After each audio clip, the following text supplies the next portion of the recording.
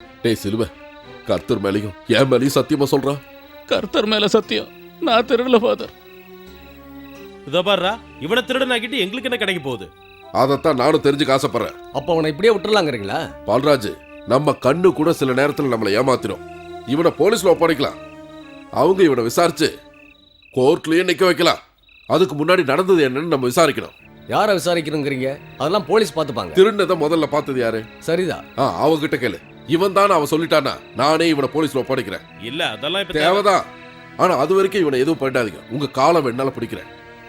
அப்படின்னா இப்பவே கேட்கணும். வாங்க போலாம். போலாம். நான் வரல. திருட யாருன்னு தெரிஞ்சதுக்கு அப்புறம் விசாரணை எதுக்கு? காலில் நாய் வேற கடிச்சிருச்சு.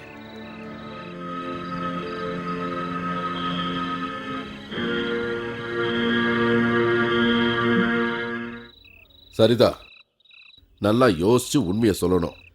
இந்த சிலுவை தான் உன் வீட்டுல திருநானா? முகத்தை மூடி இருந்தா, அதனால என்னால சரியா சொல்ல முடியல. ஆனா நான் கண்டிப்பா சொல்றேன், இந்த ஆள் இல்ல. இவரை விட உயரம் கம்மியா கொஞ்சம் குண்டா இருந்தா ஃபாதர்.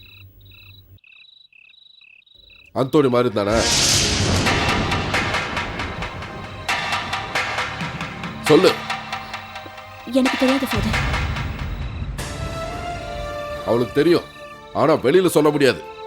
காரணம், திருட வீட்டுக்குள்ளேயே தான் இருக்கான். ஜாக்கிரதை. இதுக்கு தான் விசாரிக்கணும்னு சொன்னேன். என்ன வேடிக்கை? எல்லாரும் போங்க. வாடா.